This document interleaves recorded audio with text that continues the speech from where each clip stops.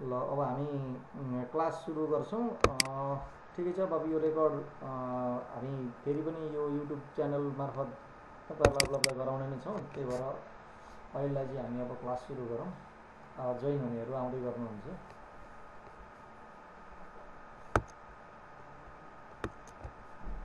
तपाईहरुले आफ्नो प्रिफरेन्स अनुसारको आईडीमा काम गर्न सक्नुहुन्छ। यहाँ चाहिँ मैले यो टर्बो C++ को आईडीबाट यहाँ म प्रेजेन्ट गर्दैछु। हामी स्टोरेज क्लास भनेको के हो र यसको कन्सेप्ट हामीलाई किन चाहिन्छ त्यो कुराहरुको बारेमा हामी डिटेलमा पढ्ने छौं।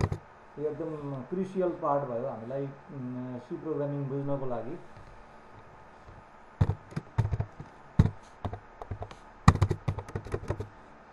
सी ल्याङ्ग्वेजमा चाहिँ हामीसँग 4 प्रकारका स्टोरेज क्लासहरु छन्।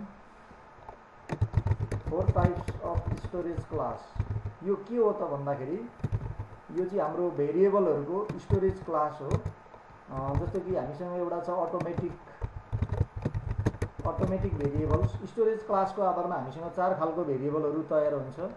अटोमेटिक भेरिएबल्स जसलाई हामी लोकल भेरिएबल पनि भन्छौं। त्यसैगरी अर्को छ हामीसँग एक्सटर्नल भेरिएबल जसलाई हामी ग्लोबल भेरिएबल पनि भन्न सक्छौं। अर्को छ हामीसँग स्ट्याटिक भेरिएबल र अर्को छ हामीसँग रेजिस्टर भेरिएबल।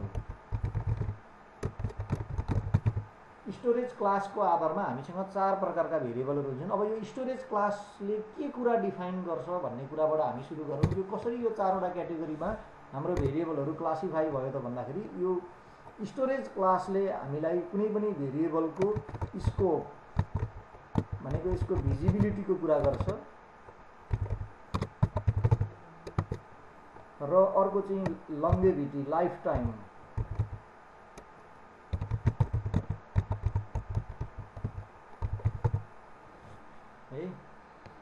स्टोरेज क्लास भन्ने बित्तिकै हामीले यो दुईटा कुरालाई मुख्य रूपमा ध्यान दिनुपर्ने हुन्छ।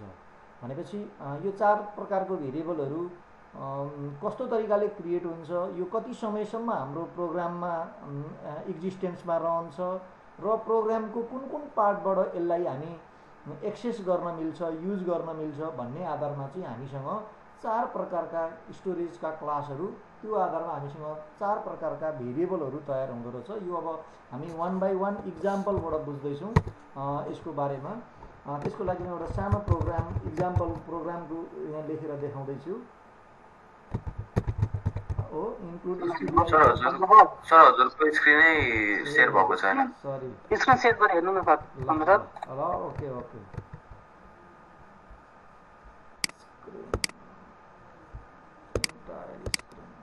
हिजो पनि फेरि मेरो बिर्सिहाल्छु। ठिक छ, अब देखिँदै होला। मेरो स्क्रिन देखिरहेको छ सर। ओके।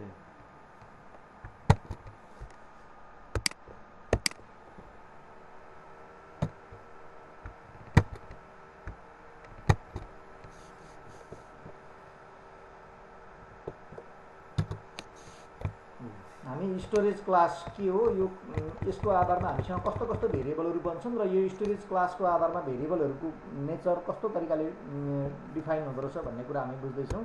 हामीले 4 प्रकारको भेरिएबलहरुको कुरा गर्यौं। अटोमेटिक भेरिएबल जसलाई हामीले लोकल भेरिएबल पनि भनियो। त्यसैगरी अर्को छ हामीसँग एक्सटर्नल भेरिएबल जसलाई हामी ग्लोबल भेरिएबल पनि भन्न सक्छौं। त्यसैगरी स्ट्याटिक भेरिएबल र रजिस्टर भेरिएबल गरेर हामीसँग जम्मा 4 वटा स्टोरेज क्लासहरु भए।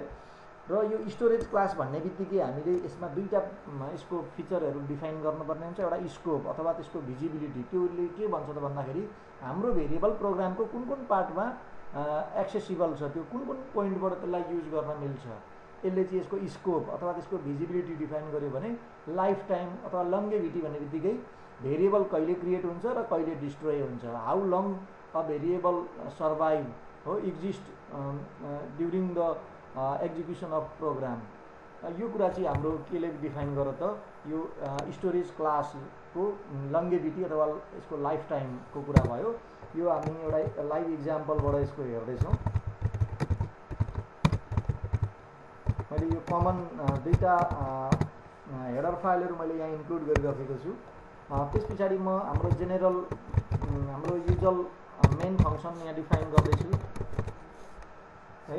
अब मेन फङ्सनभित्र मैले अब यहाँनिर एउटा मेन फङ्सन सँगसँगै मलाई अब एउटा यो डेमोको लागि चाहिँ म एउटा अर्को user define function void display भन्ने एउटा फङ्सन डिफाइन गर्दैछु।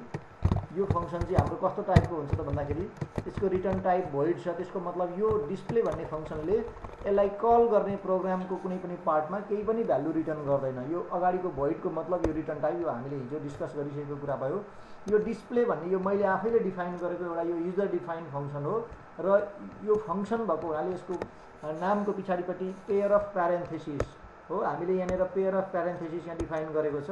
त्यो भित्र चाहिँ यो एम्प्टी राखेको छ। अहिले यहाँनिर हामीले भोइड राख्नु र एम्प्टी राख्नु एउटै हो। त्यसको मतलब यो डिस्प्ले भन्ने फङ्सनले कुनै पनि भ्यालुहरू यसले यहाँ रिसिभ गरिराखेको छैन। र यो दुईटा कर्ली ब्र्याकेट भनेको चाहिँ हाम्रो यो फङ्सनको बडी हो। यो फङ्सनले के काम गर्ने भन्ने कुरा हामी यहाँनिर डिफाइन गर्छौँ हो। Right more code that this function performs हैन। यो फङ्सनले के काम गर्ने भन्ने कुरा चाहिँ हामी यो बडीमा डिफाइन गर्छौँ। र यो फङ्सनलाई अब मैले कल गर्नु पर्यो भने म मेन फङ्सनबाट यसलाई कल गर्न सक्छु। जस्तो कि म यहाँबाट यसलाई अब मैले यो प्रोग्राम रन गर्ने बित्तिकै के हुन्छ त भन्दाखेरि स्टार्टिङमा मेन फङ्सनबाट सुरु हुन्छ। यो मैले यहाँ यो स्टेप इन्टु गरेर मैले यहाँनिर यो ट्रेसिङ गर्दैछु मेरो प्रोग्राम कसरी अगाडि बढ्छ भन्ने कुरो सुरुमै यसले मेन फङ्सनमा यहाँनिर हाम्रो यो फोकस यहाँ पुगेको छ। त्यस पछाडि यो अगाडि बढ्यो भनेको अहिले मेरो मेन फङ्सन एम्प्टी छ, त्यही भएर यसको बडीमा यहाँनिर केही छैन। त्यही भएर यो मेन फङ्सनको बडी यहाँ इन पोइन्टमा पुग्यो। यति हुने बित्तिकै के भयो त अब हाम्रो प्रोग्राम कम्प्लिट भयो। भनेको मतलब यो डिस्प्ले फङ्सन अहिले एक्जिक्युट हुन पाएन। किन भन्दाखेरि कुनै पनि फङ्सनले काम गर्नको लागि त्यसलाई हामीले मेन फङ्सनबाट इनिसिएट गर्नुपर्छ, त्यसलाई एक्जिक्युट गर्नलाई त्यसलाई इन्भोक गर्नुपर्ने हुन्छ। अहिलेसम्म हाम्रो त्यो काम भएको छैन। जस्तै कि मैले यसलाई अब यहाँनिर डिस्प्ले भन्ने फङ्सनलाई मैले यहाँ कल गर्दैछु। मैले मेन फङ्सनको बडीमा चाहिँ यो अर्को युजर डिफाइन फङ्सन हामीले कुनै अर्को फङ्सनलाई कल गर्नु छ भने हामीले यहाँबाट अब यो डिस्प्ले भनेर मैले यहाँनिरबाट यहाँ यो फङ्सन कल हो, यो फङ्सन कल है। अनि यो माथि हामीले जुन लेखेको छ यो चाहिँ हाम्रो के हो त फङ्सनको डिफिनिसन हो। युजर डिफाइन फङ्सन डिफाइन गर्दाखेरि हामीलाई फङ्सनको डिफिनिसनले त्यो फङ्सनले के काम गर्छ भन्ने कुराको त्यो डिटेल इम्प्लिमेन्टेसन चाहिँ हाम्रो फङ्सनको डिफिनिसनमा हुन्छ। र फङ्सन कलले चाहिँ जम्माजम्मी त्यो हाम्रो हामीले डिफाइन गरेको हाम्रो यो जुन रेडी अवस्थामा रहेको फङ्सनलाई एक्जिक्युट गर्ने काम गर्छ। यो फङ्सन कलको लागि यो पोइन्ट भयो। अहिले हामीले यहाँ माथिपट्टि हाम्रो यो डिस्प्ले भन्ने फङ्सनलाई चाहिँ मेन फङ्सनभन्दा माथि राखेर हामीले यहाँनिर डिफाइन गरेको हुनाले यसलाई हामीले सिधै यहाँबाट कल गर्न मिल्यो। तर खासमा हामीले गर्ने कस्तो हो त भन्दाखेरि यो हामीले डिफाइन गरेको फङ्सन चाहिँ सपोज हामीले मेन फङ्सनभन्दा तलपट्टि डिफाइन गरिरहेका छौँ भने अब हामीले यो प्रोग्रामलाई अहिले यहाँ कम्पाइल गर्ने हो भने कम्पाइलरले माथिबाट यसले हाम्रो प्रोग्रामको हरेक स्टेटमेन्टहरूलाई स्क्यान गर्दै आउँदाखेरि सुरुमा के भयो त यहाँनिर मेन फङ्सन इन्काउन्टर भयो। त्यहाँभित्र डिस्प्ले फङ्सनलाई यहाँबाट हामीले कल गरिरहेका छौँ, तर डिस्प्ले फङ्सन अहिलेसम्म हाम्रो कम्पाइलरले त्यसलाई रिकग्नाइज गरिसकेको छैन। त्यो भएको हुनाले यसले डिस्प्ले फङ्सनलाई चिन्दिन भनेर यसले त्यो इरर देखाउँछ है। यसलाई अहिले हामीले यसरी यहाँ हेर्ने हो भने इरर देखायो। यो कारण के हो त भन्दाखेरि function displace to lab prototype भनिरहेको छ। भन्नुको मतलब हामीले प्रोग्राममा यो डिस्प्ले भन्ने फङ्सन युज गरिसक्यौँ, तर अहिलेसम्म माथिबाट हाम्रो कम्पाइलरले हेर्दै आउँदाखेरि यो डिस्प्ले भनेको के हो भन्ने कुरो यसले बुझिसकेको छैन हो।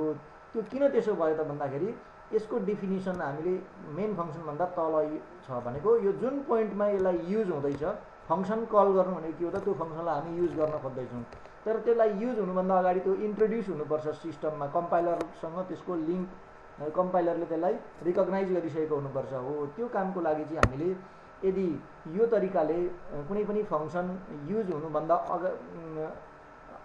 पछाडिपट्टि त्यसको डिफिनिसन छ भने त्यसलाई अगाडि नै हामीले कम्पाइलरलाई त्यो फङ्सनको एक्जिस्टेन्सको बारेमा प्री इन्फर्मेसन हामीले दिनुपर्ने हुन्छ। त्यसलाई हामी फङ्सनको डिक्लेरेसन भन्छौँ। जस्तो कि अहिलेको लागि मैले यहाँ void डिस्प्ले भनेर यसरी माथिपट्टि एक लाइनको यो डिक्लेरेसन, यो चाहिँ भनेको के हो त हाम्रो फङ्सनको डिक्लेरेसन हो, फङ्सन डिक्लेरेसन।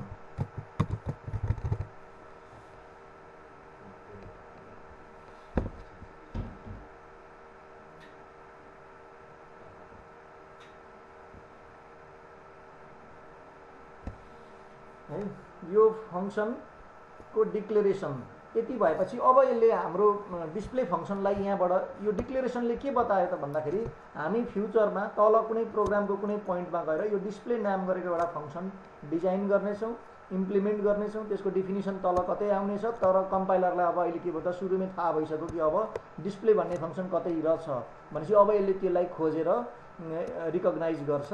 जसले गर्दाखेरि अब हामीले यसले प्रोग्रामलाई यसरी रन गर्ने हो भने कुनै पनि इरर आएन अहिलेलाई है। अब यो डिस्प्लेले के काम गर्छ त्यो बारेमा हामी अलिक थप कुराहरू चाहिँ इम्प्लिमेन्ट गर्छौँ।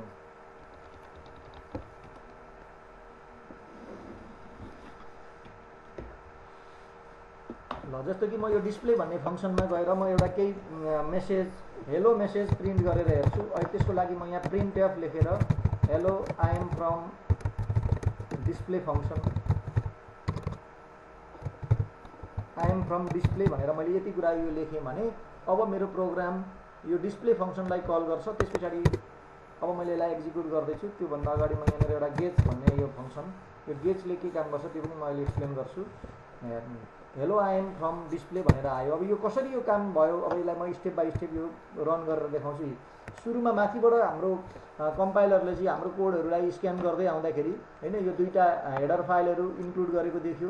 त्यस पछाडि यसले यो डिस्प्ले भन्ने हामीसँग एउटा फङ्सनको डिक्लेरेसनको लाइन देख्यो। त्यस पछाडि यो सिधै कहाँ गयो त भन्दा मेन फङ्सनमा जम्प गर्यो। यहाँभित्र गएपछि यो यसले अब डिस्प्ले भन्ने अर्को फङ्सनलाई कल गरिरहेको छ, त्यो डिस्प्लेको डिफिनिसनभित्र गयो। अब त्यहाँभित्र भएको सबै काम गरिसकेर जब हामी डिस्प्ले कम्प्लिट हुन्छौँ फेरि return back to main function, जहाँबाट कल भएको थियो त्यहीँ रिटर्न आयो। र त्यस पछाडि अब यहाँ फेरि यो गेट्स भन्ने फङ्सन छ, त्यसले के गरिरहेको छ त भन्दा अब हाम्रो प्रोग्रामलाई एकछिन होइन पज गरिदियो ताकि हामीले यो आउटपुटमा के आयो भन्ने कुरा यहाँ यसरी हेर्न सक्यौँ। अब I am from display, hello I am from display भन्ने यो टेक्स्ट मेसेज चाहिँ आउटपुटमा आयो।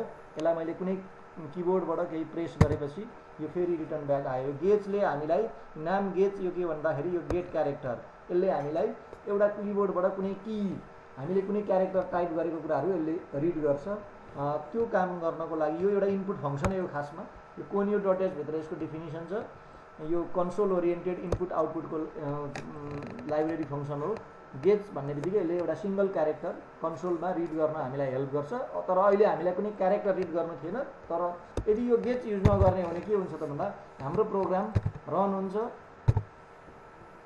तर त्यो रन भइसक्यो तर त्यसको आउटपुट हामीले हेर्न भ्याएनौँ। किन भन्दा यो 2-3 लाइनको प्रोग्राम एक्जिक्युट गर्नलाई हाम्रो कम्प्युटरलाई होइन fraction of micro second time लाग्यो। त्यो टाइमभरिमा हाम्रो आउटपुट आइसकेको छ। आउटपुट के आयो भनेर हामी यो आउटपुट विन्डोमा गएर यसरी हेर्न सक्छौँ। फेरि एउटा अर्को line hello I am from display भन्ने यो मेसेज फेरि पनि यहाँ आइसकेको छ भनेपछि हाम्रो काम भइसकेको थियो। तर त्यो एकदमै फास्ट हुने भएकोले हाम्रो आँखाले त्यो स्क्रिनलाई हेर्न भ्याएन। त्यो भनेपछि हामीले एम्पल एमाउन्ट अफ टाइम त्यो हेर्नको लागि हामीले चाहेसम्म हेर्नु पर्यो। त्यो स्क्रिनलाई रोक्नको लागि चाहिँ हामीले यो अहिले यो गेट्स फङ्सन युज गरेको कारण चाहिँ त्यसको लागि मात्रै हो है। अब फेरि रन गरौँ। फेरि यो आइरहेको छ है। पुरानो प्रिभियस आउटपुटहरू पनि त्यहाँ छ, नयाँ आउटपुट पनि आइरहेको छ। मलाई प्रिभियस आउटपुट चाहिँदैन, नयाँ आउटपुट मात्रै चाहिन्छ भने म CLRSCR नाम गरेको यो अर्को हाम्रो कोनियो डट एच भित्र भएको एउटा लाइब्रेरी फङ्सन हो। यसले के गर्छ त त्यो प्रिभियस स्क्रिनमा भएको प्रिभियस आउटपुटहरूलाई यसले के गर्छ क्लियर गरिदिन्छ। अब हेर्ने हो भने हाम्रो output current output fresh output मात्रै आइरहेको छ। पुरानो आउटपुटहरू सबै वाइप आउट भएर गयो है। यसरी हाम्रो CLRSCRले योभन्दा अगाडि आएको आउटपुटहरूलाई क्लियर गरिदियो। त्यसै गरी गेट्सले के गर्यो त हामीलाई हाम्रो स्क्रिनलाई एकछिन पज गर्नलाई हेल्प गर्यो। हामीले कुनै किबोर्डबाट प्रेस नगरेसम्म त्यो स्क्रिन हल्ड भइरहन्छ ताकि हामीले स्क्रिनमा के प्रिन्ट भएको रहेछ त्यो हेर्न सक्यो है। र यो हुँदै गर्दा हामीले यो डिस्प्लेलाई कल गर्दै गर्दा के भइरहेको छ त हेर्नु डिस्प्लेलाई कल गर्दै गर्दाखेरि यो डिस्प्ले भन्ने फङ्सनमा गयो र त्यहाँभित्र भएको काम भइरहेको छ। यो hello I am from display भन्ने यो कमान्ड हामीले डिस्प्ले फङ्सनभित्र डिफाइन गरेको छ। अब आजको हाम्रो पार्टमा जाउँ। यसरी हाम्रो सीको प्रोग्राम चाहिँ एकभन्दा धेरै फङ्सनहरूमा डिभाइड भएर काम हुन सक्ने रहेछ भन्ने कुरो यो मैले यो सानो इक्जाम्पलबाट देखाएँ। अब हामी यो फङ्सनहरूको बिचमा हामीले भेरिएबलहरू डिफाइन गरेर हेर्छौँ। जस्तो कि म यहाँनिर यो मेन फङ्सनभित्र एउटा इन्टेजर टाइपको भेरिएबल इन्टेजर एक्स नाम गरेको एउटा भेरिएबल डिफाइन गर्छु र त्यसको भ्यालु 10 सेट गर्छु है। यो चाहिँ हाम्रो फङ्सन भित्र हामीले एउटा भेरिएबल डिफाइन गऱ्यौँ। एक्स नाम गरेको भेरिएबल जसको डाटा टाइप के छ इन्टेजर टाइपको भनेको एउटा हो इन्टेजर नम्बर हामी यो भेरिएबलमा स्टोर गर्न सक्छौँ र मैले यहाँनिर त्यो नम्बर पनि यसलाई यहाँ सेट गरेको छु। यो के हो त भन्दाखेरि हाम्रो भेरिएबलको डिक्लेरेसन भन्छ प्रोग्रामिङमा। भेरिएबलको डिक्लेरेसन त हामीले यति मात्रै गर्दा पनि हुन्थ्यो, इन्ट एक्स मात्रै भन्दा पनि भेरिएबल डिक्लेयर हुन्थ्यो। त्यस पछाडि मलाई त्यो भेरिएबलमा केही भ्यालु स्टोर गर्नु पर्यो भने म के गर्न सक्छु त एक्स = 10 भनेर तलपट्टि यसरी काहीँ प्रोग्रामको कुनै पोइन्टमा गएर है एक्स = 10 भन्यो भने अब मैले के गर्दैछु यो एक्सको भ्यालु सेट गरिरहेको छु। Set the value of x. त्यो भ्यालु कति छ त भन्दा यो इक्वल साइन यो असाइनमेन्ट अपरेटर भन्छ। यो म भ्यालु 10 चाहिँ एक्समा स्टोर गर्न चाहन्छु। म यो नम्बर 10 लाई चाहिँ एक्स भन्ने भेरिएबलमा हामीले हिजो पनि भनेको थियो भेरिएबल भनेको चाहिँ हामीले एउटा कुर्सी जस्तो एउटा हैन स्टोरेजको मेकानिजम हो। यो प्रोग्रामिङमा हामी भेरिएबलमा डाटाहरू स्टोर गर्न सक्छौँ। म यो 10 भन्ने नम्बरलाई चाहिँ यो भेरिएबलमा राख्न चाहन्छु। त्यसलाई मैले यसरी राख्न सक्छु र यो काम अघि हामीले जुन भेरिएबलको डिक्लेरेसनको टाइममै यो काम गर्न सकिन्छ। जस्तो कि मैले अघि यहाँ सुरुमा गरेको थिएँ एक्स = 10 भनेर यसरी इन्ट एक्स = 10 यो चाहिँ के भयो त भन्दाखेरि भेरिएबलको डिक्लेरेसन र त्यसलाई के गरियो त प्लस यसलाई केही भ्यालु सेट गर्ने काम गरियो। त्यसलाई हामी इनिसियलाइज गरेको भन्छ है। सुरुवाती भ्यालु त्यो भेरिएबलमा त्यो भेरिएबल क्रिएट हुने बित्तिकै त्यसमा केही भ्यालु सेट गर्नुलाई हामी के भन्छौँ इनिसियलाइज गरेको भन्छौँ।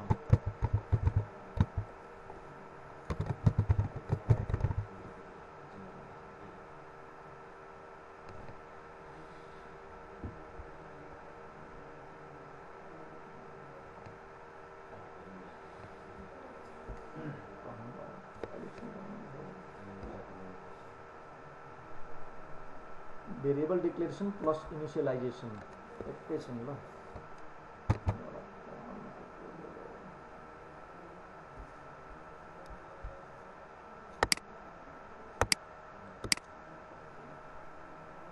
अटो लगइन हुन्छ।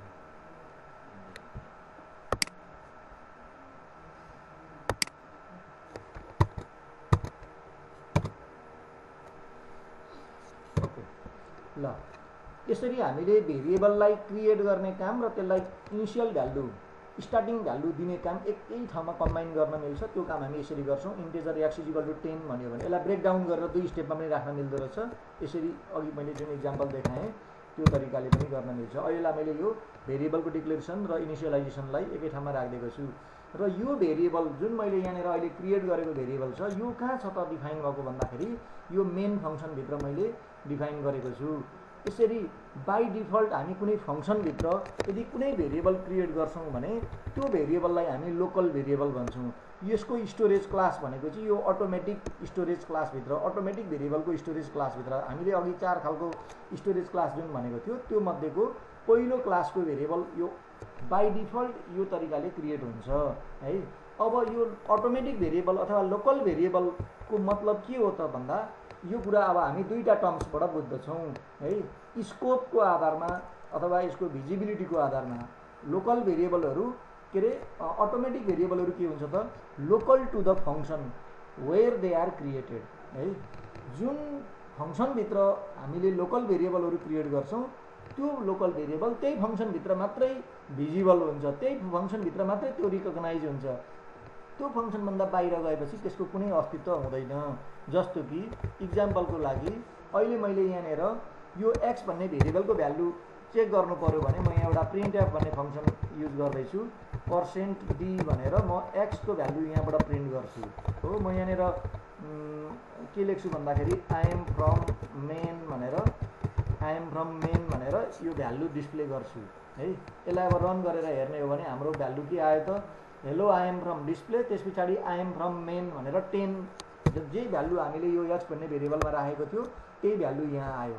तर अब मैले यही चिजलाई चाहिँ के गर्न खोजेँ त भन्दाखेरि यो डिस्प्ले भन्ने फङ्सनभित्रबाट युज गर्न खोजेँ।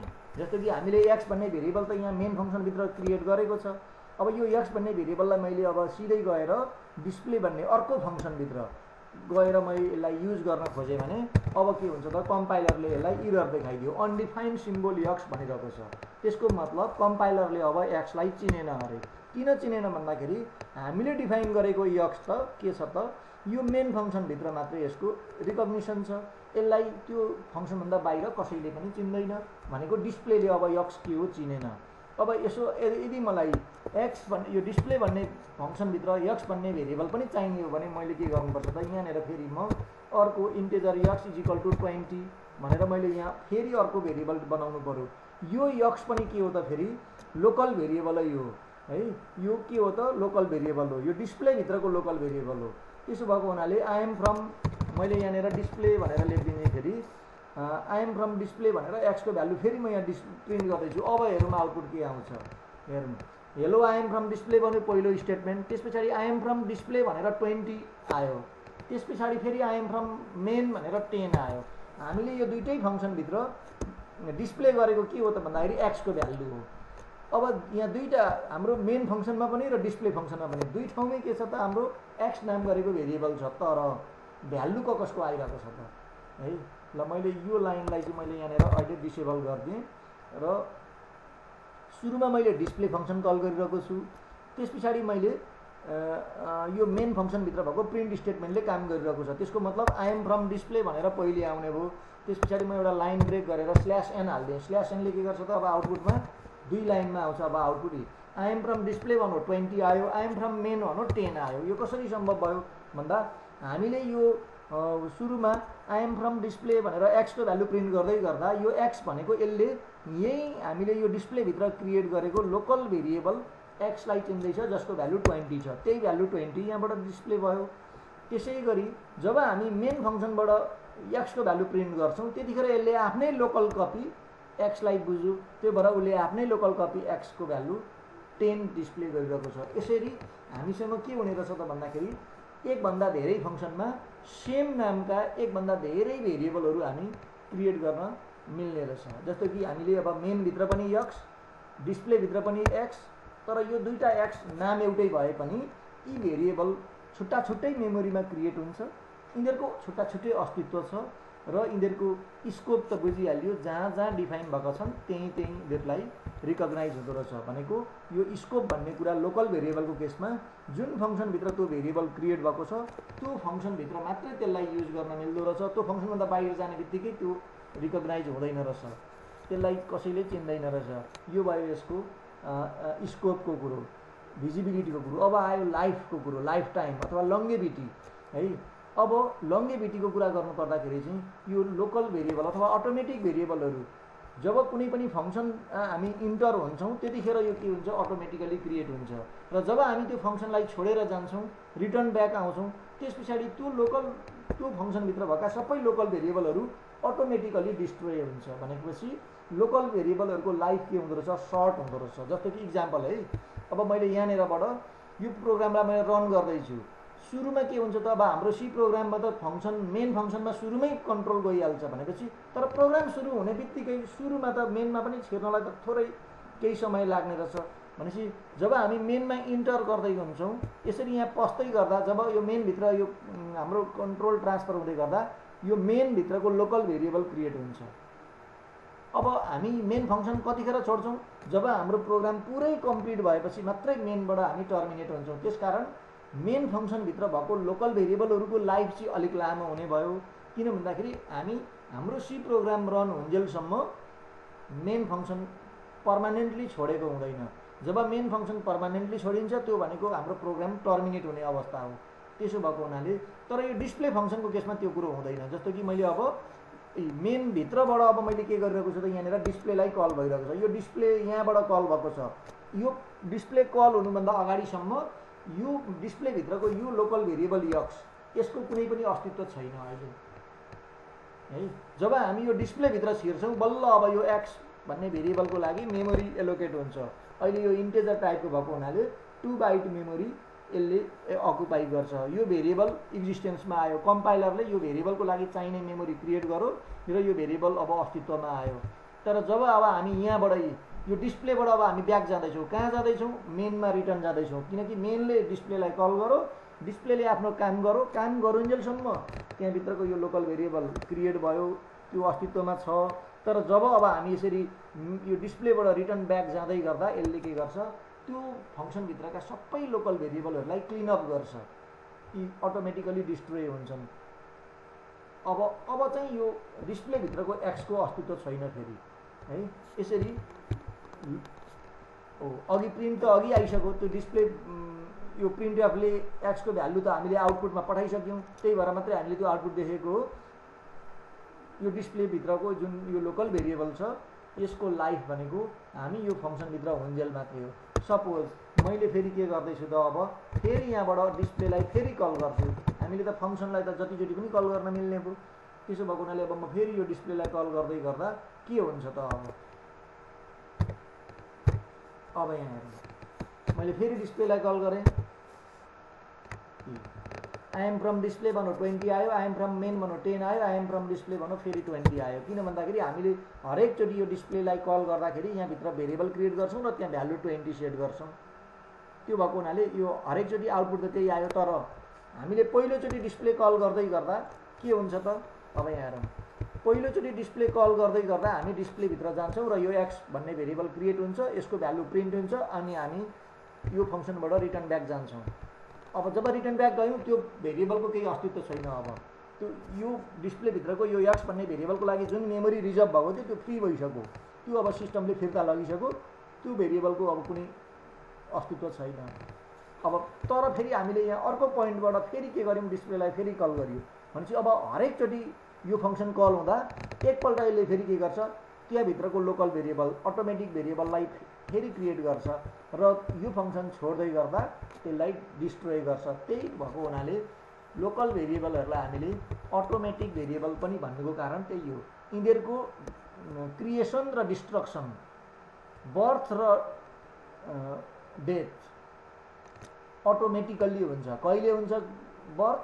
जब हामी कुनै फङ्सनभित्र इन्ट्री हुँदै हुन्छौँ त्यतिखेर लोकल भेरिएबल अटोमेटिकल्ली क्रिएट हुन्छ, अनि जब हामी त्यो फङ्सन छोड्दै हुन्छौँ लोकल भेरिएबल अटोमेटिकल्ली डिस्ट्रोय हुन्छ। त्यसकारण लोकल भेरिएबललाई हामी अटोमेटिक भेरिएबल पनि भन्छौँ है। सी ल्याङ्ग्वेजमा अटो भन्ने किवर्ड पनि छ है। हामीले यहाँनिर अटो भनेर अटो इन्ट भनेर पनि लेख्न मिल्छ, तर त्यो नलेखे पनि त्यो अटोमेटिकै हुने भएको हुनाले अटोमेटिक भेरिएबलहरूलाई हामी अटो भन्ने किवर्डबाट पनि इन्डिकेट गर्छौँ। अटो एक्स भन्न पनि पाइयो, अटो इन्ट एक्स भन्न पनि पाइयो। यो किन भन्दाखेरि डिफल्ट रूपमा हाम्रो डाटा टाइप इन्टेजर हुन्छ। सीको कम्पाइलरले डिफल्ट डाटा टाइपको रूपमा इन्टेजरलाई युज गर्छ, त्यही भएर हामीले अटो एक्स मात्रै भन्यौँ भने पनि यसले अटोमेटिक इन्टेजर भेरिएबल क्रिएट गर्छ। र हामीले केही पनि त्यो अटो भनेनौँ, मात्र इन्ट एक्स मात्रै भन्यौँ भने पनि त्यो अटो नै हुन्छ। त्यही भएर लेखे पनि नलेखे पनि अटो नै हुने भएको हुनाले अब धेरै इक्जाम्पलहरूमा हामी त्यो अटो भन्ने किवर्ड भेट्दैनौँ है। तर हामीसँग सी ल्याङ्ग्वेज स्ट्यान्डर्ड आन्सर सीमा भएका 32 वटा किवर्डहरूमध्ये अटो भन्ने किवर्ड एउटा हो। त्यो अटोको मिनिङ चाहिँ यही हो है। त्यति कुरा हामीले बुझ्यौँ। यो भयो हाम्रो लोकल भेरिएबलको कुरो। अब कहिलेकाहीँ हामीलाई एकभन्दा धेरै फङ्सनमा काम गर्ने गरीको भेरिएबल पनि चाहिन्छ। त्यो भेरिएबल अब कसरी क्रिएट गर्ने त्यो हामी बुझ्दछौँ। जस्तो कि अब हामीले कुनै फङ्सनभित्र गएर भेरिएबल बनायौँ भने त त्यो भेरिएबल त्यही फङ्सनभित्र मात्रै काम लाग्ने रहेछ। त्यो फङ्सनभन्दा बाहिर प्रोग्रामको कुनै पनि अर्को पार्टबाट त्यो भेरिएबललाई युज गर्न नमिल्ने रहेछ। तर मलाई कहिलेकाहीँ एकभन्दा धेरै ठाउँबाट एकभन्दा धेरै फङ्सनमा पनि एउटै भेरिएबललाई युज गर्नु छ भने त्यतिखेर एउटा सोल्युसनको रूपमा हामीले के गर्न सक्छौँ त? ग्लोबल भेरिएबल अथवा एक्सटर्नल भेरिएबल डिफाइन गर्न मिल्छ। यो हाम्रो दोस्रो स्टोरेज क्लास हो। अब how to define global variable हो। अब सी ल्याङ्ग्वेजमा ग्लोबल भेरिएबल चाहिँ कसरी डिफाइन गर्ने त्यो कुरा अब हामीले बुझ्नु आवश्यक छ।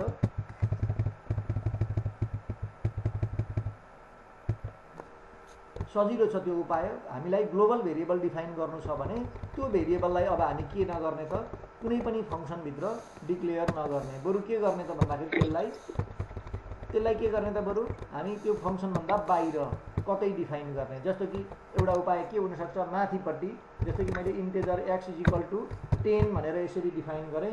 यो हाम्रो के हो त, एउटा ग्लोबल भेरिएबल हो, ग्लोबल भेरिएबल है। अब मैले यो प्रोग्रामलाई रन गरेँ भने हामी के आउटपुट देख्छौँ, अब यहाँ हेर्नु,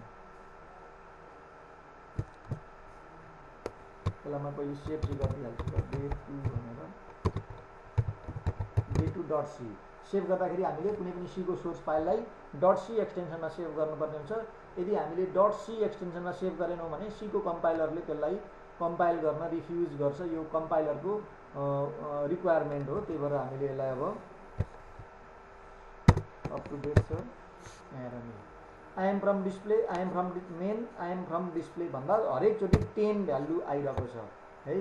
त्यो 10 कहाँबाट आयो भन्दाखेरि हामीले यसरी यो माथिपट्टि डिफाइन गरेको ठाउँबाट x को भ्यालु आइरहेको छ।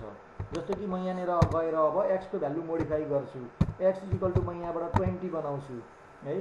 अब के हुन्छ हेरौँ, ल यसको आउटपुट के आउँछ त, सुरुमा आयो आई एम फ्रम डिस्प्ले भनेर 10 भन्यो है, त्यस पछाडि आई एम फ्रम मेन भनेर 10 नै भन्यो, तर फेरि अर्कोपल्ट आई एम फ्रम डिस्प्ले भन्दाखेरि 20 भन्यो। यो कसरी यस्तो आयो भन्दाखेरि सुरुमा हामीले भेरिएबल डिफाइन गर्ने क्रममा x को भ्यालु इनिसियलाइज गरेको थियो 10, त्यो भ्यालु अब यो प्रोग्राममा कन्टिन्यू जान्छ। अब यहाँ हेरौँ कि हामी मेनभित्र गयौँ, मेनभित्रबाट हामीले डिस्प्लेमा जम्प गऱ्यौँ, डिस्प्लेभित्र गइयो, यहाँभित्र गएर आई एम फ्रम डिस्प्ले भनेर एक्सलाई डिस्प्ले गरेर x को भ्यालु कति छ 10, चेन्ज भएको छैन अहिलेसम्म, त्यही भएर यसले आउटपुटमा 10 दियो। अनि त्यस पछाडि हामी यो डिस्प्लेभन्दा जस्ट तलपट्टि कन्टिन्यू भयौँ, यो भनेको हामी मेन फङ्सनभित्र छौँ, यहाँबाट हेर्दा पनि x को भ्यालु 10 नै देखियो है। अनि त्यस पछाडि अब मेन फङ्सनभित्रबाट हामीले के गर्यौँ, x = 20 बनायौँ। अब हामीले x को भ्यालु मोडिफाई गर्यौँ, x अहिले योभन्दा यो पोइन्टभन्दा अगाडिसम्म 10 थियो, अब हामी त्यो भ्यालु चेन्ज गरेर 20 बनाउँदैछौँ। यो काम हामीले यहाँबाट चेन्ज गरिरहेका छौँ। अब त्यस पछाडि चाहिँ डिस्प्लेलाई कल गर्दाखेरि त्यो त मेन नै चेन्ज भइसक्यो, हामीसँग जम्मा x भन्ने चिज एक कपी मात्रै छ हाम्रो प्रोग्रामभरिमा, त्यही भएर चाहे त्यो मेनबाट चेन्ज होस् चाहे अर्को कुनै फङ्सनबाट चेन्ज होस्, त्यो जहाँबाट जुनसुकै पोइन्टबाट चेन्ज भए पनि चेन्ज भएको बखत त्यहाँभन्दा उपरान्त अब त्यसको नयाँ भ्यालु त्यसले एक्सेस गर्छ। त्यही भएर हजुर त्यही भएर यहाँनिर हामीले डिस्प्लेबाट अब कल गर्दाखेरि चाहिँ x को भ्यालु कति आयो त 20 आयो। दोस्रोपल्ट डिस्प्लेमा पुग्दासम्ममा बिचमै हाम्रो x को भ्यालु चेन्ज भएर 20 भएको थियो, त्यसकारण यो हामीले भ्यालु चेन्ज देख्यौँ। भनेपछि के बुझ्नु पर्यो त भन्दाखेरि ग्लोबल भेरिएबल भनेको चाहिँ यस्तो भेरिएबल हो जो चाहिँ कुनै पनि फङ्सनभन्दा बाहिरपट्टि डिफाइन भएको हुन्छ र त्यसलाई हाम्रो प्रोग्रामको जुनसुकै पोइन्टबाट एक्सेस गर्न मिल्दो रहेछ। भनेपछि अघिको हाम्रो यो दुईटा कन्सेप्टको आधारमा हेर्ने हो भने, स्कोपको आधारमा हेर्ने हो भने के हुँदो रहेछ त, ग्लोबल भेरिएबलको scope throughout the program, हाम्रो प्रोग्रामको जुनसुकै पोइन्टबाट पनि यसलाई युज गर्न मिल्ने, भनेको यो चाहिँ अलिक ब्रोडर स्कोपवाला हुँदो रहेछ। यसको भिजिबिलिटी यो यसलाई एक्सेस गर्न नमिल्ने कुनै पनि हाम्रो प्रोग्राममा कुनै त्यस्तो हुँदैन। अघि लोकलको केसमा के थियो त, x भनेर यदि मैले यहाँ मेन फङ्सनभित्र डिफाइन गर्दै गर्दा त्यो एक्सलाई मैले डिस्प्लेबाट एक्सेस गर्न मिलेन, मात्र मेनको यो बााउन्ड्रीभित्र मात्रै रहेर त्यसलाई मैले युज गर्न पाउँदो थिएँ। तर अब के भयो त, यो ग्लोबल भेरिएबल भएको हुनाले यसलाई मेनभित्र पनि चिन्यो, डिस्प्लेबाट पनि चिन्यो, अर्को कुनै सो भन्ने अर्को कुनै फङ्सन छ त्यहाँबाट पनि एक्सेस हुन्छ, हजारौँ फङ्सनभित्रबाट पनि त्यसलाई हेर्न युज गर्न मिल्छ। यसलाई भन्यो यसको ग्लोबल स्कोप भएको हो। यो चाहिँ के हो त, ग्लोबल, नामै ग्लोबल भनेपछि यो वर्ल्ड वाइड यसको भिजिबिलिटी छ। त्यसै गरी लाइफ टाइम लङ्गेभिटीको कुरो है। अब ग्लोबल भेरिएबल क्रिएट हुन्छ कतिखेर र डिस्ट्रोय हुन्छ कतिखेर, त्यो कुरो हामीले बुझ्नु आवश्यक छ। ग्लोबल भेरिएबल हाम्रो प्रोग्राम सुरु हुने बित्तिकै क्रिएट हुन्छ र यसको डिस्ट्रक्सन चाहिँ हाम्रो प्रोग्राम टर्मिनेट हुने बेलामा मात्रै हुन्छ। भनेपछि ग्लोबल भेरिएबल चाहिँ के हुन्छ त, लङ लिभ्ड टाइपका भेरिएबल हुन्, उनीहरूको लाइफ लामो छ, as long as our program. हाम्रो प्रोग्रामको लाइफ जति लामो हुन्छ ग्लोबल भेरिएबलको लाइफ पनि त्यति नै लामो हुने रहेछ।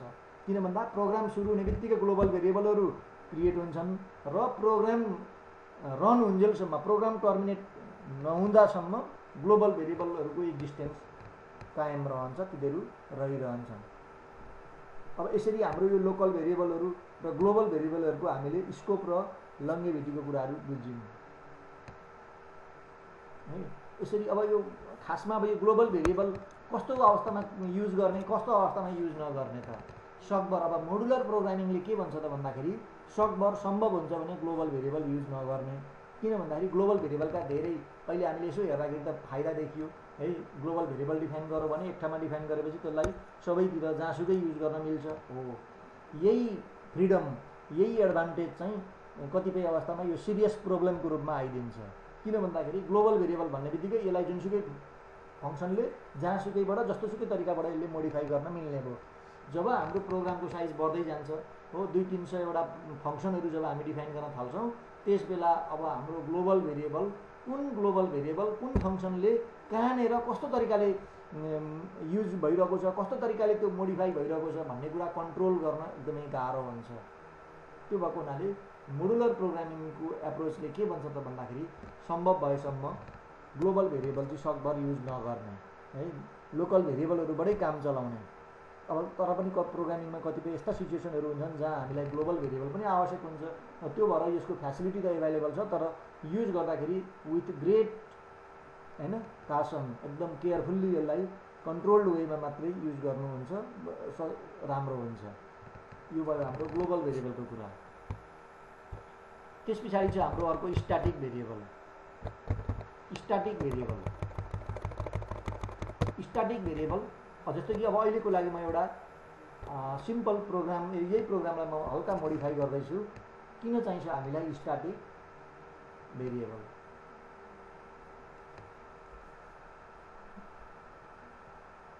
है, म यो अहिलेको लागि यो ग्लोबल भेरिएबललाई म यहाँबाट मोडिफाई गर्दैछु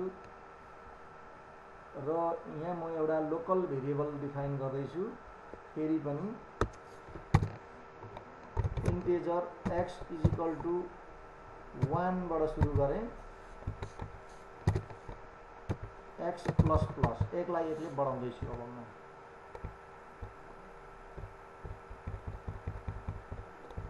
अब हेरौँ ल यहाँनिर के हुँदैछ भन्ने कुरा बुझौँ। अब म यहाँबाट यो डिस्प्ले भन्ने फङ्सनलाई कल गर्न चाहन्छु। त्यसको लागि म यहाँनिर एउटा काउन्टर भेरिएबल c भन्ने एउटा काउन्टर भेरिएबल डिक्लेयर गर्छु र म यहाँ एउटा लुप चलाउँछु। फर c = 1 देखि c < 10 सम्म c++ भनेर म के गर्दैछु त यो फङ्सनलाई 10 चोटि कल गर्दैछु। अब यहाँ लोकल भेरिएबलको प्रब्लम के हो, त्यो प्रब्लमलाई हामी ग्लोबल भेरिएबलको सहायताले कसरी सल्भ गर्न सक्छौँ। तर त्यो ग्लोबल भेरिएबलको प्रब्लम के हुन्छ र त्यसको विकल्पमा हामीलाई स्ट्याटिक भेरिएबलले कसरी हेल्प गर्छ, यो कुरा हामीले बुझ्नु आवश्यक हुन्छ।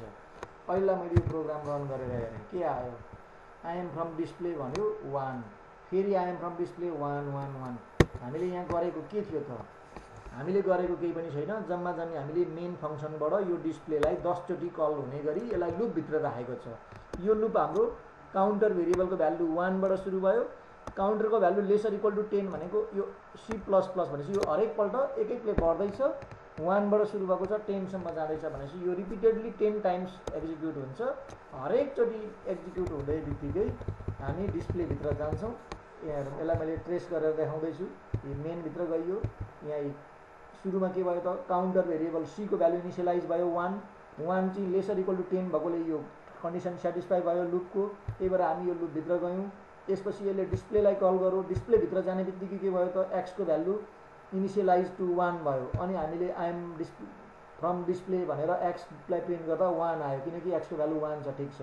त्यस पछाडि के हुँदैछ? x++ भनेपछि x को भ्यालु 1 ले बढेर कति भयो त 2 भयो। x को भ्यालु बढेर 2 भयो। तर अब हामी के हुँदैछौँ? फेरि यहाँबाट रिटर्न ब्याक जाँदैछौँ। अघि x को भ्यालु 1 बाट सुरु भएको थियो, 2 मा बढ्यो। तर फेरि हामी ब्याक जाने बित्तिकै त्यो x भन्ने भेरिएबल डिस्ट्रोय भयो। त्यो बढेको भ्यालु काम लागेन किनकि त्यो भेरिएबल नै डिस्ट्रोय भइसक्यो, अस्तित्वैमा छैन। भनेपछि अब फेरि हामी के अर्कोपल्ट यो 10 चोटि रिपिट हुँदै गर्दा सेकेन्ड रिपिटेसनमा गइयो। लोकल भेरिएबल भएको हुनाले फेरि के भयो त x फेरि क्रिएट भयो, त्यसको भ्यालु पनि इनिसियलाइज भयो 1। फेरि डिस्प्ले गर्दा आई एम फ्रम डिस्प्ले भनेर 1 नै डिस्प्ले आयो, फेरि 1 ले बढो तर फेरि डिस्प्ले भयो। अब यसरी यो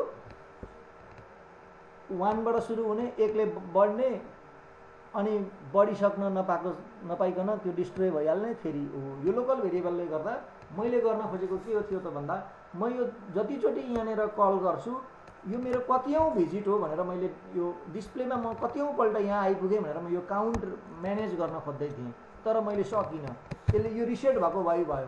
आई एम फ्रम डिस्प्ले हो, ल ठिक छ, पहिलोचोटिको लागि त आई एम फ्रम डिस्प्ले भनेर 1 आयो, अर्कोपल्ट म चाहन्थेँ आई एम फ्रम डिस्प्ले भनेर त्यहाँ 2 आओस्, अर्कोपल्ट म चाहन्थेँ आई एम फ्रम डिस्प्ले भनेर त्यो 3 आओस्। भनेपछि म के चाहन्थेँ भन्दा म यो डिस्प्ले फङ्सनले आफू कतिपल्ट कल भएको त्यो कुराको ट्र्याक गर्न सकोस्, यसले आफूलाई आफ्नो हिस्ट्री सम्झिन सकोस् भन्ने मेरो यो उद्देश्य थियो। तर यो फेल भइरहेको छ। किन भन्दाखेरि यो सबै कारण के हो त भन्दा यो लोकल भेरिएबलको कारणले। अब यसको इमिडिएट सोलुसनको रूपमा अघि भर्खर हामीले पढेको ग्लोबल भेरिएबलमा जाउँ। अब म के गर्दैछु त यहाँनिर ग्लोबल भेरिएबल इन्ट भनेर एउटा एक्स नामको भेरिएबल मैले ग्लोबल भेरिएबल डिफाइन गरेँ। अब रन गरेर हेरौँ, हामीले खोजेको चिज यहाँ आयो। कसरी आयो अब म यो कुरा एक्सप्लेन गर्दैछु। यहाँ हेरौँ, सुरुमै मेरो एक्स भन्ने भेरिएबल क्रिएट भयो, ग्लोबल भेरिएबल, त्यसको भ्यालु इनिसियलाइज भएको छ 1 भनेपछि अब एक्सको भ्यालु करेन्ट स्टेटमा के छ त 1 छ।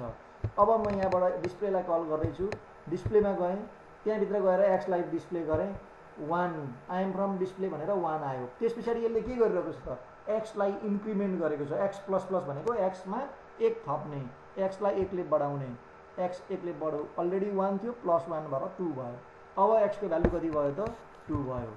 अब हामी फेरि अर्कोपल्ट कल गर्दै गर्दा त्यही भएर यसले आई एम फ्रम डिस्प्ले भनेर एक्सको भ्यालु डिस्प्ले गर्दा 2 डिस्प्ले हुन्छ। किन? यो त ग्लोबल भेरिएबलमा चेन्ज भएको कुरो छ, त्यो पर्मानेन्ट हुने भयो। हामी कुनै फङ्सनभित्र इन्ट्री हुँदै गर्दा अथवा कुनै फङ्सनबाट बाहिर निक्लिँदै गर्दा ग्लोबल भेरिएबललाई केही असर पर्दैन, तर त्यो फङ्सनभित्र ग्लोबल भेरिएबलमा हामीले जे मोडिफाई गऱ्यौँ, जे भ्यालु चेन्ज गऱ्यौँ त्यो त पर्मानेन्टली त्यो रहिरहन्छ। यसरी हामीले 10 चोटिसम्म यो फङ्सन कल हुँदा हरेकचोटि करेन्ट भ्यालु डिस्प्ले हुने र त्यो करेन्ट भ्यालु 1 ले बढेर नेक्स्ट भ्यालु आउँदै जाने। यो क्रमले गर्दा के भयो त भन्दा हाम्रो आउटपुट हामीले सोचे जस्तै आयो। त्यही भएर अब हाम्रो आउटपुट के आयो त यसरी आई एम फ्रम डिस्प्ले भन्दै 1 2 3 4 5 यो जतिचोटि हामीले डिस्प्लेलाई कल गर्छौँ त्यति नै त्यो जतिऔं पल्टको हाम्रो यो कल हो त्यसले त्यो नम्बर डिस्प्ले गरिरहेको छ। भनेपछि हामीले खोजेको कुरा त पाइयो, तर हामीले खोजेको के थियो त भन्दा यो डिस्प्ले भन्ने फङ्सनले उसको हिस्ट्री सधैँभरि सम्झिनुपर्छ। कुनै कारणले यसले आफ्नो हिस्ट्री, यसको हिस्ट्रीको मतलब how many times this function has been called from other part of the program, प्रोग्रामको अरू पार्टबाट यो डिस्प्ले भन्ने फङ्सन अहिलेसम्म कतिचोटि कल भइसक्यो र यो उसको कतिऔं कल हो भन्ने कुरो यसले सम्झिनु पर्यो। मैले यसलाई 20th टाइम हैन, अलरेडी यो 20 पल्ट चाहिँ यो अलरेडी भिजिट भइसकेको छ। अब मैले यसलाई भिजिट गर्दै गर्दा यसले 21st हैन 21 भनेर आउनु पर्यो। त्यसै गरी नेक्स्ट टाइम 22 आउनु पर्यो, 23 जति भए पनि यसले सम्झिराख्नु पर्यो। मेरो प्रोग्रामको लाइफभरि यसले सम्झिनु पर्यो, म त्यो चाहन्छु। तर यो ग्लोबल भेरिएबल भएको कारणले गर्दा हामीले अहिले यो डिस्प्ले कतिचोटि कल भयो भन्ने कुरा हामीले कहाँ मेन्टेन गरिरहेका छौँ त एक्स भन्ने भेरिएबलमा। तर अब के हुनसक्छ, एक्स त यो डिस्प्लेको आफ्नो प्राइभेट चिज होइन, यो त ग्लोबल भेरिएबल हो। यसलाई त डिस्प्लेले मात्रै होइन अरू कसैले पनि मोडिफाई गर्न सक्छ। जस्तो कि अब मैले यहाँनिर एउटा इक्जाम्पल देखाउँदैछु। मैले यहाँबाट फेरि डिस्प्लेलाई कल गरेँ हो, फेरि म यहाँबाट अर्कोपल्ट डिस्प्लेलाई कल गरेँ। अब के आउँछ आउटपुट हेरौँ, 10 11 12 मैले लुपबाट बाहिर निक्लेर पनि जहाँबाट पनि अर्को कुनै फङ्सनबाट पनि डिस्प्ले कल गरेँ भने यसरी यसले हरेकपल्ट आफ्नो काउन्ट एक एकले बढाउँदै जान्छ। तर अब यहाँ हेरौँ के हुँदैछ त, एक्स इज इक्वल टु 100 भनेर मैले यहाँबाट यो लेख्न पाउँछु कि पाउँदिनँ?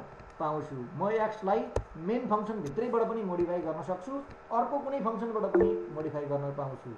यो कुनै बाध्यता छैन कि यो एक्सको भ्यालु चाहिँ डिस्प्लेले मात्रै मोडिफाई गरोस्, यो कुनै छैन। किन भन्दा यो त ग्लोबल भेरिएबल हो, जसले पनि यसलाई युज गर्न सक्छ। अब आउटपुट के आउँछ हेरौँ। अब के आयो, आई एम फ्रम डिस्प्ले भनेर 1 2 3 4 5 10 सम्म 11 सम्म ठिक थियो। हामीले जम्मा जम्मी त 12 पल्ट कल गरेको, लुपभित्रबाट 10 पल्ट, लुपभन्दा बाहिर निक्लेर 2 पल्ट डिस्प्ले कल गरेको। तर यो लास्ट मेसेज के आइरहेको छ त, आई एम फ्रम डिस्प्ले भनेर 100 आएको छ। के यो यसको 100th कल हो त होइन। किन होइन भन्दा हामीले यहाँनिर जबरजस्ती एक्सको भ्यालु 100 सेट गरियो, अथवा मैले यसलाई के गरिदिन सक्छु त 1 मा रिसेट गरिदिन सक्छु। त्यसो गरियो भने के आउँछ त आई एम फ्रम डिस्प्ले भनेर 1, यसले पुराना 11 वटा हिस्ट्री बिर्सियो, 11 पल्ट ऊ आफू अलरेडी कल भइसकेको कुरा बिर्सियो र यसले आई एम फ्रम डिस्प्ले भनेर अन्तिममा फेरि 1 भन्यो। अब त्यो मेसेज पढ्ने मान्छेले के बुझ्छ, यो त पहिलोचोटि कल हुँदै रहेछ, तर त्यो त होइन हो। ग्लोबल भेरिएबलको प्रब्लम यही हो। हामीले गर्न खोजेको कुरा के थियो, यो डिस्प्लेले आफ्नो पास्टलाई सम्झियोस्, ऊ कतिचोटि कल भएको छ भन्ने कुराको ट्र्याकिङ उसले आफैले राख्न सकोस् भन्ने हाम्रो उद्देश्य थियो। तर ग्लोबल भेरिएबललाई त्यो प्रयोजनको लागि युज गर्दाखेरि यस्तो खालको प्रब्लम आउन सक्दो रहेछ, किनकि यो डिस्प्लेले कन्ट्रोल गर्न सक्दैन कि यो एक्स भन्ने भेरिएबल अरू कसले मोडिफाई गर्छन्, कसले एक्सको भ्यालु चेन्ज गर्छ भन्ने कुरो डिस्प्लेको कन्ट्रोलमा छैन। त्यही भएको हुनाले हामीले यो ग्लोबल भेरिएबललाई यस्तो प्रयोजनको लागि युज गर्न मिल्दैन। यस्तो हो, कसैले केयरफुल्ली डिजाइन गर्यो, यो एक्स भन्ने भेरिएबल अरू कुनै प्रयोजनको लागि अन्त कहीँबाट युज गरिदिएन, त्यो ठिक छ। तर अघि हामीले भने जस्तो होइन, सयौँ फङ्सनहरू भएको एउटा प्रोग्राममा जहाँ धेरैजना प्रोग्रामरहरूले प्रोग्राम लेखिरहेका छन् विभिन्न पार्टमा विभिन्न मोडुलमा बसेर भने, त्यतिखेर यो एक्स कुन कुन प्रयोजनको लागि युज भएको छ भन्ने कुरो ट्र्याक गर्नलाई, कन्ट्रोल गर्नलाई गाह्रो हुनसक्छ।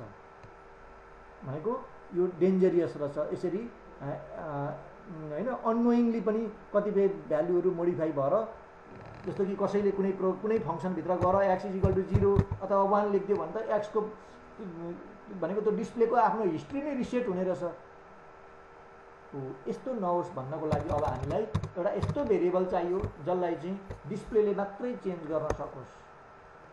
तर हो, डिस्प्लेले मात्रै चेन्ज गर्न सक्ने फङ्सन भेरिएबल त के हो त, अघि हामीले पढिसक्यौँ, लोकल भेरिएबल हो।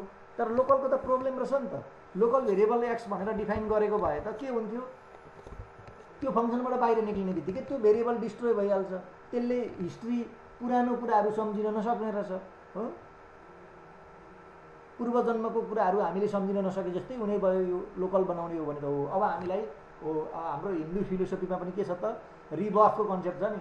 हो, प्रोग्राममा त फङ्सन त रिबर्थ हुँदो रहेछ, फङ्सन भेरिएबल त रिबर्थ हुँदो रहेछ। फङ्सन जतिचोटि कल गरौँ त्यतिचोटि त्यसको लोकल भेरिएबल त रिक्रिएट भएको भइ हुँदो रहेछ, रिबर्थ त्यही हो। तर लोकल भेरिएबलले के गर्न सकेन, उसको प्रिभियस होइन पूर्वजन्मको कुराहरू उसले सम्झिन सकेन हो। अब हामीलाई एउटा यस्तो भेरिएबल चाहियो जसले उसको प्रिभियस होइन कल प्रिभियस बर्थको कुराहरू पनि उसले सम्झिन सकोस्। तर त्यो अनलाइक ग्लोबल भेरिएबल, त्यो ग्लोबल जस्तो पनि हुनु भएन, त्यसलाई चाहिँ यो फङ्सनले प्राइभेटली पनि युज गर्न सकोस् हो। त्यस्तो नेचरको भेरिएबल भनेको चाहिँ हाम्रो के हो त, स्ट्याटिक भेरिएबल हो। अब यो स्ट्याटिक भेरिएबल कसरी क्रिएट गर्ने हो, अब म यसलाई यो ग्लोबल भेरिएबललाई यहाँबाट आउट गर्छु, यसलाई मैले कमेन्ट आउट गरिदिएँ।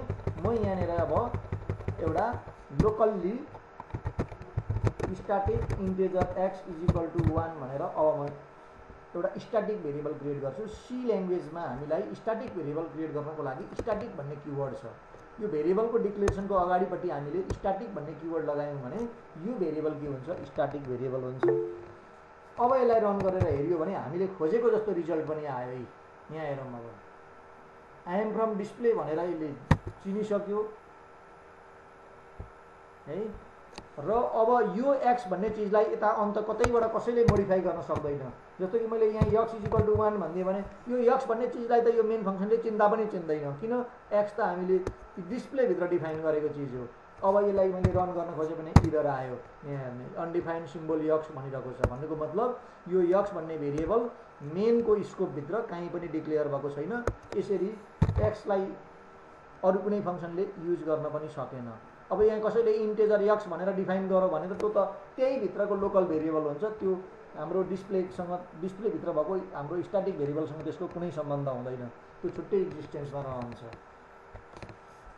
अब यो स्ट्याटिक भेरिएबलले काम चाहिँ कसरी गरिरहेको छ, हामीले यहाँनिर के डिफाइन गरेको छौँ, static int X is equal to 1 भन्यो। अब हामीले यसलाई पनि फेरि दुईवटा टर्म्समा, अघिकै कुरा के को आधारमा, भिजिबिलिटीको आधारमा, लोकल जस्तै हो, भिजिबिलिटीको आधारमा स्ट्याटिक भेरिएबल लोकल जस्तै भनेको जुन फङ्सनभित्र यो डिफाइन हुन्छ त्यही फङ्सनभित्र मात्र त्यसलाई युज गर्न मिल्छ, त्यसको स्कोपै त्यति नै हो।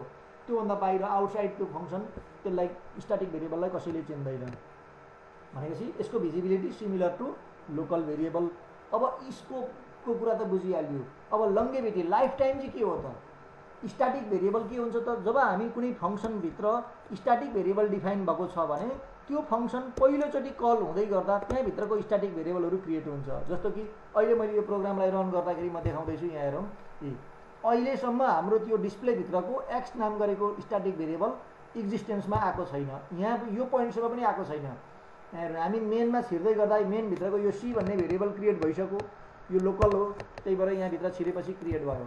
त्यस पछाडि अब हामी के गर्दैछौँ? पहिलोचोटि डिस्प्लेलाई कल गर्दैछौँ। हो, जब अब पहिलोचोटि डिस्प्लेभित्र छिर्दै गर्दा के भयो त? यहाँभित्रको स्ट्याटिक भेरिएबल एक्स क्रिएट भयो र यसको भ्यालु पनि इनिसियलाइज भयो 1। मैले अहिले यहाँ 1 राखेको छु, त्यही भएर मैले यहाँ प्रिन्ट गर्दाखेरि एक्सको भ्यालु 1 आयो। अब एक्स प्लस प्लस भनेपछि त्यस पछाडि त्यो भ्यालु अपडेट भएर 2 भयो। जब म यो डिस्प्ले फङ्सन छोडेर ब्याक जाँदैछु, अब अनलाइक लोकल भेरिएबल, स्ट्याटिक भेरिएबलहरू फङ्सन छोड्दै गर्दा अटोमेटिकली डिस्ट्रोय हुँदैन। यो डिफरेन्स।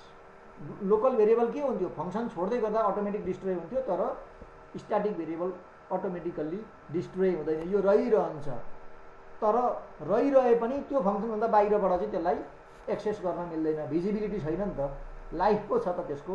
हो, अब भनेपछि अब अर्कोपल्ट फेरि म डिस्प्लेभित्र आउँदै गर्दा यो भेरिएबल फेरि क्रिएट हुँदैन। कम्पाइलरले हेर्छ एक्स नाम गरेको स्ट्याटिक भेरिएबल अलरेडी क्रिएट भइसकेको छ कि छैन। अलरेडी छ भने त्यसले अब यो डिक्लेरेसनको लाइनलाई पुरै इग्नोर गर्छ। भनेपछि अब फेरि एक्स क्रिएट हुँदैन, यो फेरि इनिसियलाइज हुँदैन। अब अर्कोपल्ट फेरि अब यसले सिधै भ्यालु डिस्प्ले गर्दा अघि एक्स बढेर कति भएको थियो? 2 भएको थियो, त्यो 2 पनि डिस्प्ले गर्यो अब। र फेरि एक्सलाई एकले बढायो, अब एक्सलाई 3 बनायो। फेरि यो यहाँबाट रिटर्न जाँदैछ, तर अब भेरिएबल डिस्ट्रोय हुँदैन। अर्कोपल्ट आउँदै गर्दा फेरि यसले चेक गर्छ यहाँभित्रको स्ट्याटिक भेरिएबल एक्जिस्टेन्समा छ कि छैन। छ, त्यो डिस्ट्रोय भएको छैन, रहिरहेको छ। भनेपछि त्यसले फेरि अब भनेपछि स्ट्याटिक भेरिएबलको यो जुन डिक्लेरेसनको स्टेटमेन्ट छ, यो जम्मा जम्मी प्रोग्रामको लाइफमा एकपल्ट मात्रै एक्जिक्युट हुन्छ। त्यो पनि पहिलोचोटि त्यो फङ्सनमा छिर्दै गर्दा, इन्ट्री हुँदै गर्दा। त्यस पश्चात त्यो स्ट्याटिक भेरिएबल फेरि रिक्रिएट हुँदैन। त्यसले आफ्नो पुरानो भ्यालु पर्सिस्टेन्ट भयो, त्यसले प्रिजर्भ गर्छ बिट्विन फङ्सन कल्स। यसरी हामीले बारम्बार फङ्सन कल गर्दाखेरि त्यो स्ट्याटिक भेरिएबलको भ्यालु रिटेन भइरहन्छ। अब यसो भएको हुनाले हामीलाई अघिको हामीले जुन कुरा गरेको थियो त्यो एडभान्टेज अब हामीलाई आउने भयो। यसरी भनेपछि स्ट्याटिक भेरिएबल कस्तो रहेछ त? स्कोपको हिसाबले लोकल जस्तो र लाइफ लङ्गेभिटीको हिसाबले चाहिँ झन्डै झन्डै ग्लोबल जस्तो। किन म झन्डै झन्डै ग्लोबल जस्तो भन्दैछु भन्दा, ग्लोबल भेरिएबल त प्रोग्राम सुरु हुने बित्तिकै क्रिएट हुन्छ, तर स्ट्याटिक भेरिएबल प्रोग्राम सुरु हुने बित्तिकै क्रिएट हुँदैन। जबसम्म हामी यो फङ्सनलाई एकचोटि पनि टच हुँदैन त्यस बेलासम्म स्ट्याटिक भेरिएबल क्रिएट भएकै हुँदैन। जस्तो कि अहिले मैले यहाँनिर हेर्दै देखाउँदैछु नि, यो पोइन्टसम्म हाम्रो प्रोग्राम सुरु भएर यहाँसम्म कन्ट्रोल आइसक्दासम्म हाम्रो स्ट्याटिक भेरिएबल जुन डिस्प्लेभित्रको स्ट्याटिक भेरिएबल छ त्यो अस्तित्वमा आएको छैन, त्यो अहिलेसम्म छैन, त्यसको जन्म नै भएको छैन। तर जब पहिलोचोटि यो फङ्सन कल हुँदै गर्छ, जब यो फङ्सन टच हुन्छ, त्यस पछाडि मात्रै बल्ल अब यहाँको स्ट्याटिक भेरिएबल एक्जिस्टेन्समा आयो। भनेपछि डेट अफ बर्थ चाहिँ स्ट्याटिक भेरिएबलको ग्लोबल भेरिएबलभन्दा अलिक ढिलो हुने रहेछ। तर डेट अफ सिज हो, त्यो डिस्ट्रोय हुने टाइम चाहिँ के हुन्छ त? प्रोग्राम क्लोज हुने टाइममा त्यो अटोमेटिकल्ली के हुन्छ? सिज हुन्छ। भनेपछि यसरी हाम्रो स्ट्याटिक भेरिएबलहरूले काम गर्छ। हो, अब हामीले ग्लोबलको सट्टामा यस्तो सिचुएसन जहाँ हामीलाई एउटा फङ्सनले कुनै चिजलाई लोकल्ली युज गर्नु छ तर लामो समयसम्म त्यसलाई रिटेन गर्नुपर्ने छ भने त्यति बेला हामीले स्ट्याटिक भेरिएबल युज गर्ने हो है। अब लास्टमा हामीसँग एउटा रह्यो यो रेजिस्टर भेरिएबल। यो रेजिस्टर भेरिएबल भनेको चाहिँ अलिकता यो डिफ्रेन्ट टाइपको भेरिएबल छ। हामीसँग कम्प्युटरमा होइन मेमोरीको रूपमा ऱ्याम रहन्छ। अहिलेसम्म हामीले भनेका जति पनि भेरिएबलहरू छन् ती सबै भेरिएबलहरू अथवा हाम्रो प्रोग्रामको वर्किङ स्पेस के हो त? ऱ्याम हो। तर सिपियुले काम गर्नको लागि ऱ्यामको अतिरिक्त सिपियुभित्र इन्टरनल रेजिस्टरहरू पनि हुन्छ। यदि तपाईँहरूले माइक्रो प्रोसेसर भन्ने सब्जेक्ट पढ्नुभएको छ भने त्यो माइक्रो प्रोसेसरभित्र के हुन्छ त? इन्टरनल काम गर्नको लागि केही थान रेजिस्टर भेरिएबलहरू हुन्छ। त्यो रेजिस्टर भेरिएबल भनेको चाहिँ त्यो कम्प्युटरको आफ्नो इन्टरनल चिज हो। त्यो भेरिएबलहरूको पर्फर्मेन्स के हुन्छ एकदमै हाई हुन्छ तर त्यो लिमिटेड हुन्छ। ऱ्यामको कम्पेरिजनमा रजिस्टर भेरिएबल एकदमै स्मल एमाउन्टको मेमोरी हो। अब सी ल्याङ्ग्वेज एउटा अलिकता स्ट्रेन्ज यो अर्थमा छ कि यसले हामीलाई त्यो रजिस्टर लेभलमा गएर पनि भेरिएबल क्रिएट गर्न एलाउ गर्छ। नर्मल्ली हाम्रो भेरिएबलहरू ऱ्यामको स्पेसमा क्रिएट हुने हो तर पर्फर्मेन्स इम्प्रुभ गर्नुपर्ने छ कतिपय अवस्थामा हामीले रजिस्टरमा पनि भेरिएबल क्रिएट गर्न मिल्छ तर यो स्मल एमाउन्ट अफ भेरिएबलहरू मात्रै रजिस्टरमा क्रिएट गर्न मिल्छ। त्यसै गरी यसमा हामीले लिमिटेड टाइपको भेरिएबलहरू जस्तै कि इन्टिजर अथवा क्यारेक्टर टाइपको भेरिएबललाई मात्रै हामीले रजिस्टर भेरिएबलको रूपमा डिफाइन गर्न मिल्छ। अब त्यसो हो भने रजिस्टर भेरिएबलको रूपमा कस्ता भेरिएबललाई राख्ने, जस्तो कि हामीले अब यो लुपको काउन्टर भेरिएबल, जस्तो कि यहाँ हामीसँग यो लुपमा यो सी भन्ने भेरिएबल कतिचोटि युज हुँदैछ र यो लुप 10 चोटि रिपिट हुँदै गर्दा कम्तीमा पनि यो 20 चोटि जति यो भेरिएबल एक्सेस हुन्छ। यसको कम्पेयर कन्डिसन चेक गर्नलाई र यसलाई इन्क्रिमेन्ट गर्नलाई भनेपछि फ्रिक्वेन्टली एक्सेस गर्नुपर्ने भेरिएबलहरूलाई चाहिँ यदि हामीले रजिस्टरमै राख्न सक्यौँ भने त्यो डिस्टेन्सको हिसाबले रजिस्टरहरू भनेको चाहिँ सिपियुको सबभन्दा क्लोज हुन्छ। त्योभन्दा थोरै टाढा ऱ्याम हुन्छ र त्योभन्दा अझै टाढा के हुन्छ डिस्कहरू हुन्छ।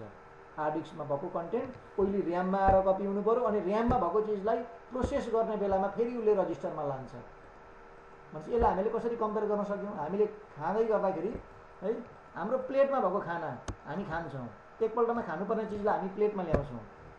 त्यो कहाँबाट ल्याउँछौँ, हामी कुकरबाट प्लेटसम्म होइन सार्छौँ। त्यो कुकर भनेको चाहिँ कुकरमा भएको खाना चाहिँ हाम्रो के भयो त हार्ड डिस्कमा भएको कन्टेन्ट जस्तो भयो, त्यहाँबाट कपी भएर ऱ्याममा आउँछ, त्यसको मतलब हामीले प्लेटमा राखे जस्तो भयो। प्लेटमा भएको खानालाई हामी के गर्छौँ मुखमा ल्याएर चबाउँछौँ। हाम्रो खाने प्रोसेसमा चबाउँदै गर्दाखेरि चबाउनलाई पनि त खाना अडिनलाई हाम्रो मुखभित्र सर्टेन स्पेस हुन्छ हो। त्यो जुन मुखभित्रको स्पेस जस्तो चाहिँ के हो त हाम्रो रजिस्टरहरू भयो। कुनै डाटालाई हामीले जोड्नु पर्नेछ हो, त्यो ऱ्याममा भएको डाटालाई हामीले जोड्नु पर्नेछ,